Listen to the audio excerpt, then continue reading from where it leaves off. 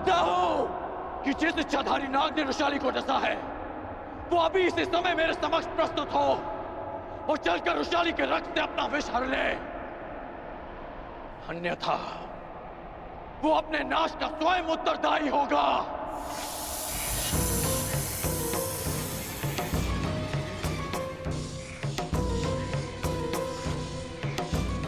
मैं अंतिम चेतावनी दे रहा हूं,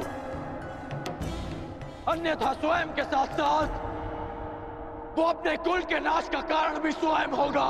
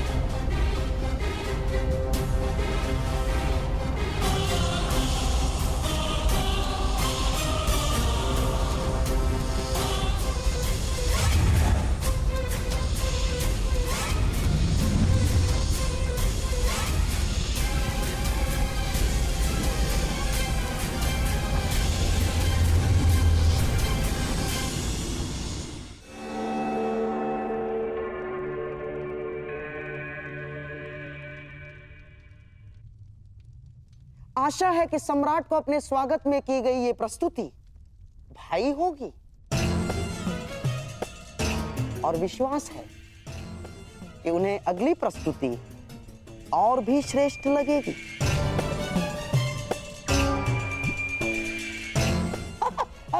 ना, अर्थात मेरे कहने का तात्पर्य यह है कि सम्राट के मनोरंजन के लिए द्यूत क्रीड़ा का प्रबंध हो गया है और महाराज धृतराष्ट्र की यह मंशा है कि आप द्यूत भवन की ओर प्रस्थान करें।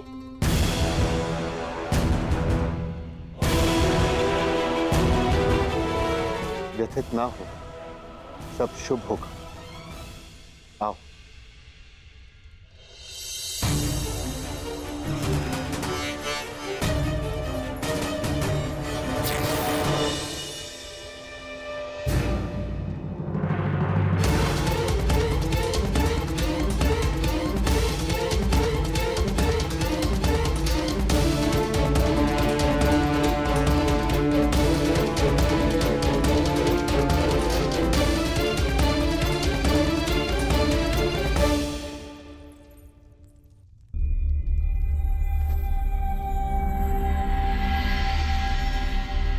ये क्या हो गया? अब ये वस्त्र पहनने योग्य नहीं। पुत्री, मैं तुम्हें नए वस्त्र देती हूं। आओ।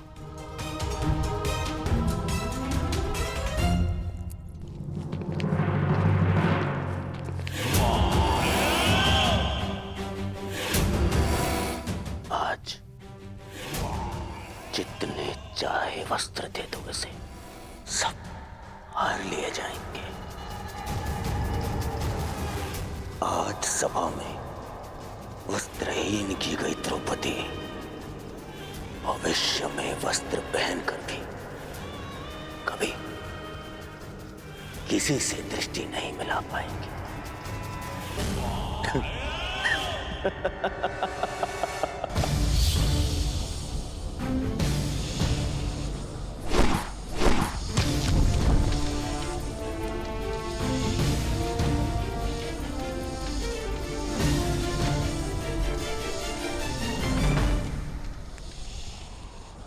मायावी सर्प, अंतिम अवसर दे रहा हूं।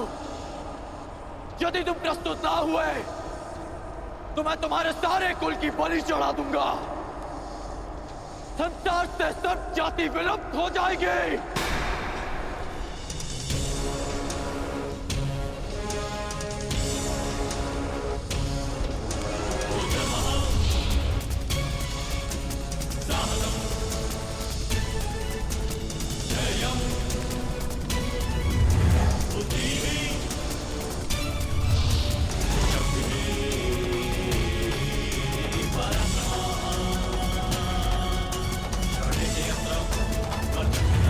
रुको धनुधारी।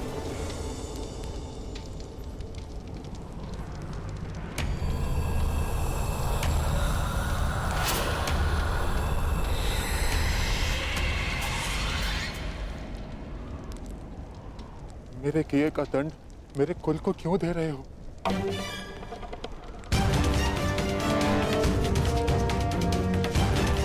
वैशाली को क्यों दंड दिया तुमने? अपनों की सुरक्षा की बात आई तो हृदय कांप उठा। ये नहीं सोचा कि जिसे डसा उसके भी कुछ अपने हैं।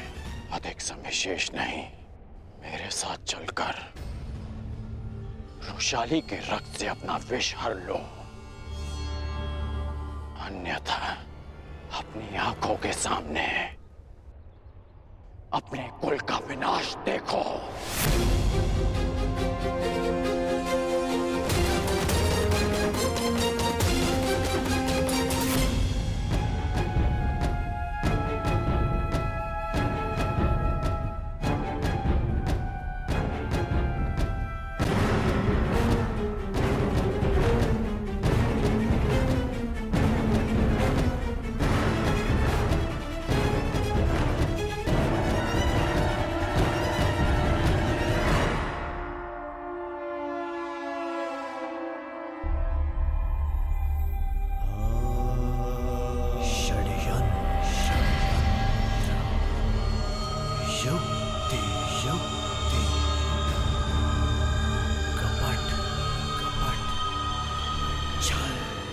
सम्राट की जय हो।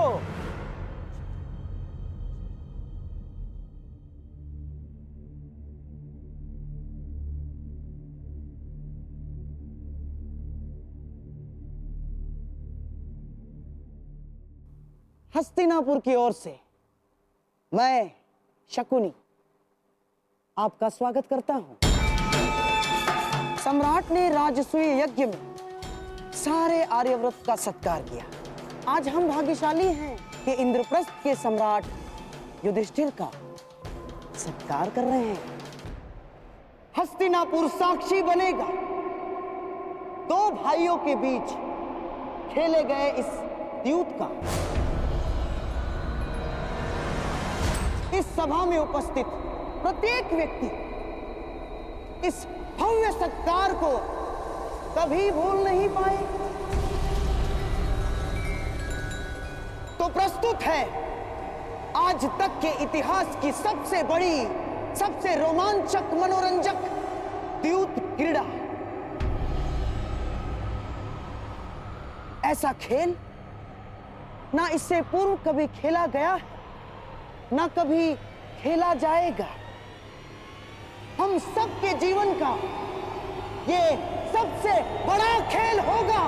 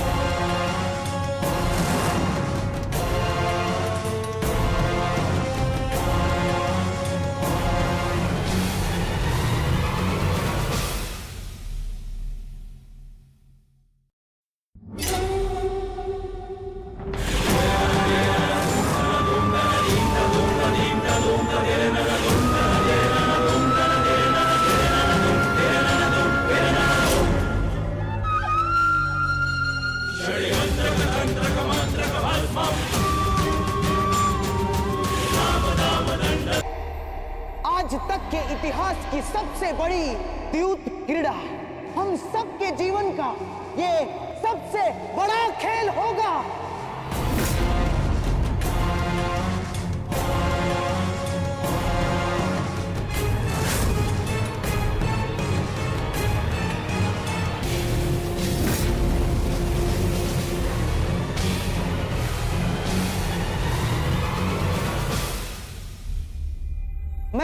वचन देता हूं सम्राट, न केवल आपके लिए अपितु यहां उपस्थित सभी व्यक्तियों के लिए ये खेल अविस्मरणीय रहेगा।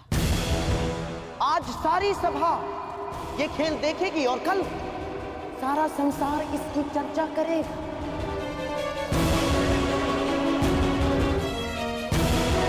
और ये इतिहास भी कभी नहीं भूलेगा और ना ही भूलेगा द्रौपदी का अपमान।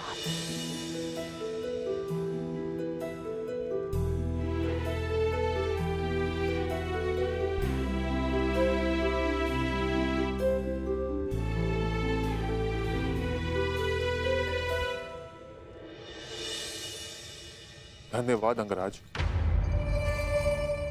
आपने मेरे कर्मों का दंड मेरे परिवार को ना देकर मुझ पर बहुत बड़ा उपकार किया है।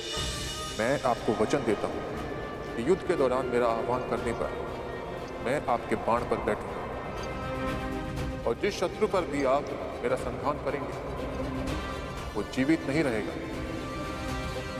अब मुझे आज्ञा दें। रुको अश्वसेन,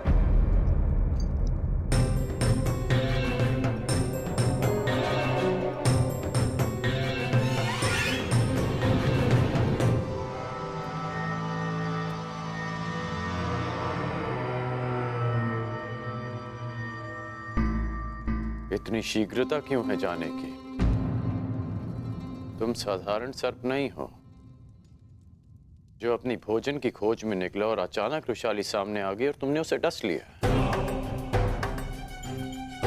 और तुम्हारा निवास स्थान तो भुगत ग्राम से बहुत दूर है। तो स्पष्ट करो अश्वसेन कि तुम यहां क्यों आए थे?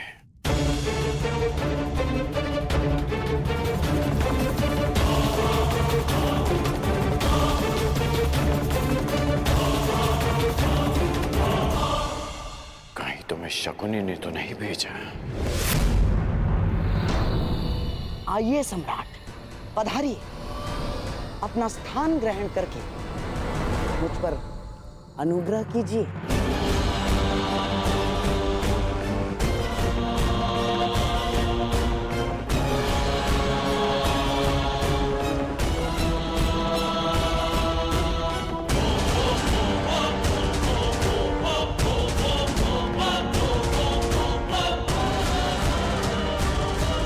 गांधार राज शकुनी हस्तिनापुर में पांडवों के विरुद्ध एक बहुत बड़ा षड्यंत्र रचने जा रहे हैं।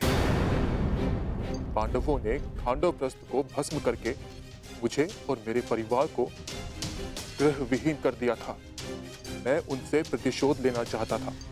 शकुनी ने आपको इस षड्यंत्र से दूर रखने के लिए मुझसे यह संधि की कि यदि मैं आपको युद्ध क्रीड़ा भवन से दूर रखता हूं तो वो पांडवों को इंद्रप्रस्थ से खदेड़ फेंकेंगे। आज गांधार राज युद्ध क्रीड़ा में पांडवों का सर्वस्व हर लेने वाले हैं। लीजिए सम्राट, आपके मनोरंजन का प्रबंध हो गया है और आशा है कि सभा में उपस्थित सभी का मनोरंजन होगा।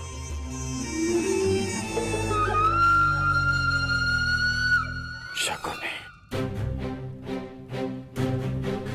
ना तुम मुझे युद्ध क्रीड़ा में सम्मिलित होने से रोक पाओगे और ना मैं पांडवों से छल करने में तुम्हें सफल होने दूंगा।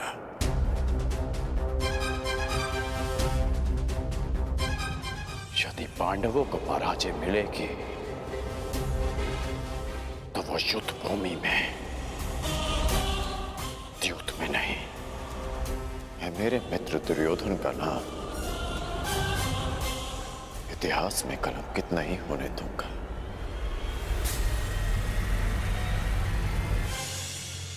अरे साम्राज्ञी, आप अभी तक द्वार पर ही खड़ी हैं? आइए, आपके बिना तो इस खेल में आनंद ही नहीं आएगा। आइए ना। मेरे कहने का तात्पर्य यह है कि आप भी इस खेल का आनंद उठाइए। आओ मेरे भांजो, भीम, नकुल, सहदेव, धनुर्धारी अर्जुन, आओ, पधारिए, पधारिए।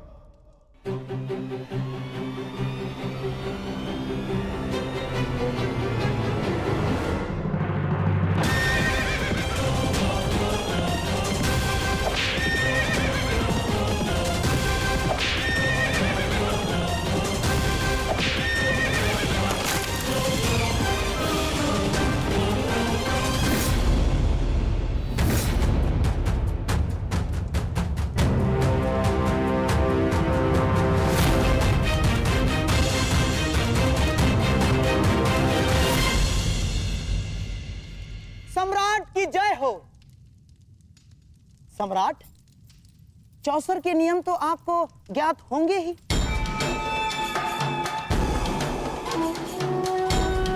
क्योंकि आप तो चौसर के सर्वश्रेष्ठ खिलाड़ी हैं। परंतु हां, यहां उपस्थित सभी माननीय सभासदों में से कुछ चौसर के नियम नहीं जानते होंगे। इसीलिए प्रारंभ से पूर्व मैं एक बार फिर नियम समझा देता हूं।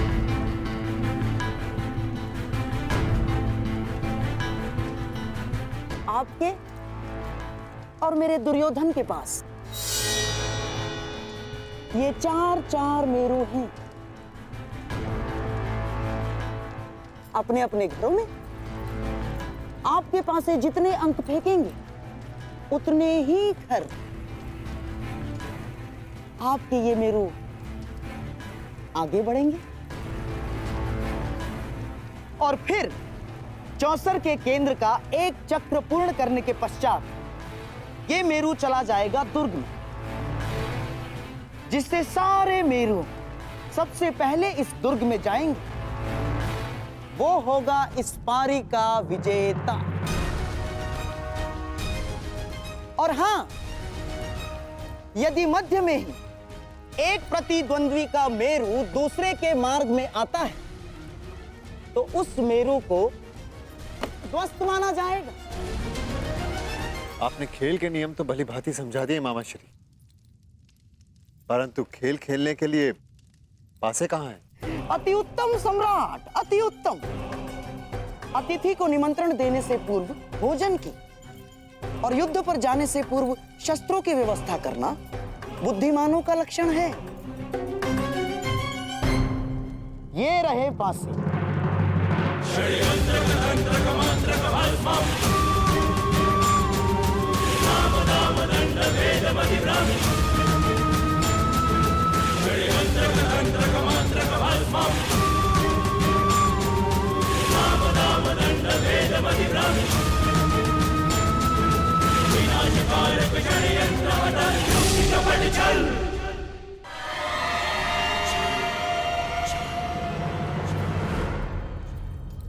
ये लीजिए सम्राट, नूतन, नवीन, अभी तक एक बार भी फेंके नहीं गए, विशेष रूप से आज के खेल के लिए निर्मित हैं। अब आप अतिथि हैं और सम्राट भी, इसीलिए आज के खेल का पहला पासा आप फेंकेंगे।